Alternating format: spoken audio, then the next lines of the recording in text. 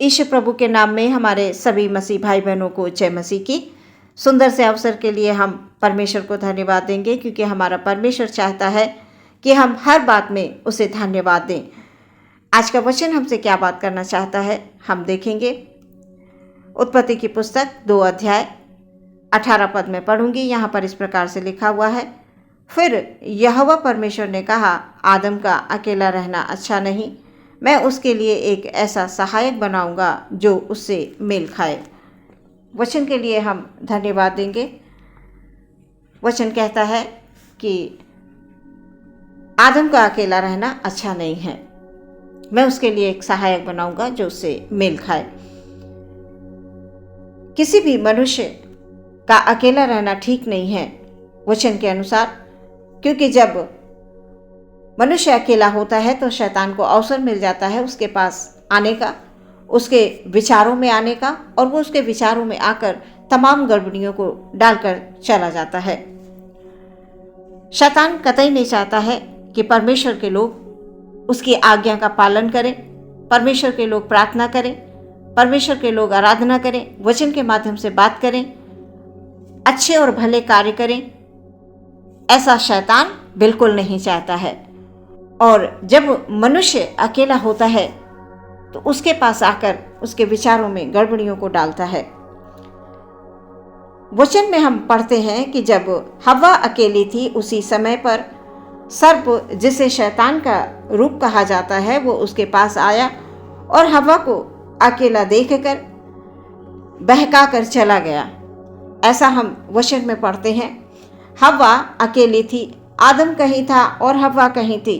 परमेश्वर ने तो आदम को अकेला देखकर हव्वा को बनाया कि वो एक साथ रहें, एक साथ बातचीत करें। लेकिन यहाँ पर हम जब देखते हैं कि जब शैतान हव्वा के पास आता है तो हव्वा अकेली थी। हव्वा आदम से दूर थी, आदम और हव्वा की दूरी थी। हव्वा कहीं थी और शैतान उसके पास आकर अकेला देखकर उसके विचारों में गड़बड़ियों को डालकर चला जाता है। यहाँ पर हम देखते हैं यहोवा परमेश्वर ने आदम को अकेला देखा और ये सोचकर कि आदम का अकेला रहना अच्छा नहीं, आदम के साथ रहने के लिए हव्वा को बना दिया कि दोनों पूरे समय एक साथ रहेंगे, बात करेंगे। पर वहाँ पर ऐसा नहीं हुआ। उस समय पर जब हव्वा को अकेला देखा शैतान ने तो उसके पास आता है, और शैतान को किस प्रकार अवसर मिला अकेला देखकर, और हव्वा को तमाम तरह की बातों में वो फंसा लेता है, परमेश्वर की आज्ञा के विरुद्ध कर देता है। शैतान ने हव्वा से जो कुछ भी कहा, हव्वा ने उसकी बात को सुना और सुनकर उसकी बात को मान भी लिया। शैतान ने पूरी तौर से परमेश्वर के विरुद्ध हव्वा को कर दिया और कहा, तुम इस फल को खाकर निश्चय नहीं मरोगे। शैतान ने पूरी तरह से पाप में गिरा दिया। उस फल को हव्वा ने देखा कि ये देखने में बड़ा अच्छा है, खाने में भी अच्छा है। ये सोचकर हव्वा ने उस फल को तोड़ लिया। हव्वा ने सोचा ये देखने में ये इतना अच्छा लग रहा है तो खाने में भी अच्छा होगा, और ये सोचकर वो फल को तोड़ती है और तोड़कर खा लेती है। उसके बाद अपने पति आदम को भी दे देती है और आदम भी उस फल को खा लेता है। हव्वा ने खुद तो पाप किया और अपने पति को भी परमेश्वर की आज्ञा के विरुद्ध कर दिया उस फल को देकर। क्या हुआ प्रियो, दोनों ही परमेश्वर की महिमा से वंचित हो गए। आज के वचन में हम ये पाते हैं कि जब हम अकेले होते हैं तब शैतान को मौका मिल जाता है और वो किसी भी रूप में आकर मनुष्य को बहका देता है, क्योंकि शैतान ऐसा शुरू से ही करता आया है। परमेश्वर से मनुष्य दूर रहे और पाप में, दुख में वो गिरता जाए, तकलीफों में वो गिरता जाए। ऐसा शैतान जब देखता है कि दुख में है, तकलीफ में है, परेशान में है, कोई भी मनुष्य अकेला है, तो उसे शैतान को अवसर मिलता है उन दुख, उन तकलीफ़ों में देखकर विचारों में गड़बड़ियों को डालने का। और वो शैतान शुरू से यही चीज़ करता आया है और अभी भी वो ऐसा ही कर रहा है। इसलिए खास तौर से जो परमेश्वर के लोग हैं उन्हें इस बात का बहुत ध्यान रखना है कि जब हम अकेले होते हैं तब हम क्या सोच विचार करते हैं। जब हम अकेले होते हैं तो हम कौन सी बातों को अपने हृदय में रखते हैं, क्या सोचते रहते हैं, क्या विचार करते रहते हैं। ऐसा तो नहीं कि जब हम दुख में होते हैं तो शैतान आकर गड़बड़ियों को डालकर विचारों में चला जाता है, शैतान आकर हमें बहका कर चला जाता है, हमारे परिवारों में गड़बड़ियों को डालकर चला जाता है। कई बार हम अकेले बैठकर सोचते हैं, विचार करते हैं। अकेले रहना कई लोगों को अच्छा लगता है। तो हम यहाँ पर वचन में देखते हैं कि जब हव्वा अकेली थी तब शैतान उसके पास आया। प्रियो, आप अकेले बैठें तब परमेश्वर के वचन आपके हृदय में होने चाहिए। परमेश्वर के वचन हमेशा हृदय में कार्य करने चाहिए। आप कहीं भी कुछ भी कर रहे हो, अकेले हो, लेकिन परमेश्वर के वचन से अलग कतई ना हो, क्योंकि परमेश्वर का वचन जहां पर है वहां पर शैतान तो आ नहीं सकता। शैतान को अवसर ही नहीं मिलेगा कि वो किसी भी प्रकार से गड़बड़ियों को डाले, क्योंकि जहां वचन है वहां शैतान की कोई भी जगह नहीं है। प्रिय, एक वचन और हम पढ़ते हैं दाऊद के बारे में कि दाऊद भी पाप में गिरा। वो दाऊद पाप में कब गिरा? जब वो अकेला था। जब वो अकेला था तब वो पाप में गिरा। दाऊद तो परमेश्वर का चुना हुआ एक दास था। दाऊद एक अच्छा योद्धा था। दाऊद ने बड़े बड़े युद्ध जीते। हम सभी लोग जानते हैं दाऊद के बारे में। दाऊद ने तमाम भजन लिखे हुए हैं जिन्हें हम आज पढ़ते हैं। और एक ऐसा व्यक्ति पाप में गिर गया। कब गिरा प्रियो? जब वो अकेला था।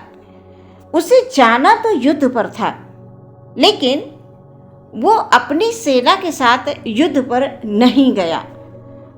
उस समय पर जो काम उसे करना था उसने, यानी दाऊद ने उस काम को ना करके घर पर अकेला रह गया। और जब वो अकेला रह गया तो वो छत पर जाता है। छत पर जाकर वहां पर उसकी दृष्टि एक ऐसी औरत पर पड़ती है जो नहाती होती है। उसकी दृष्टि पड़ती है, यानी आंखों की अभिलाषा उत्पन्न हो जाती है। आंखों की अभिलाषा, शरीर की अभिलाषा। और उस अभिलाषा में पड़कर दाऊद से एक घोर पाप हो गया, जिसे हम व्यभिचार कहते हैं। परमेश्वर का एक चुना हुआ जन आज पाप में गिर गया। क्या हुआ? परमेश्वर को क्रोध आया। परमेश्वर को अच्छा नहीं लगा कि तुम्हें मैंने जो काम करने के लिए दिया गया था, तुमने उस काम को करने के बजाय ये पाप कर दिया।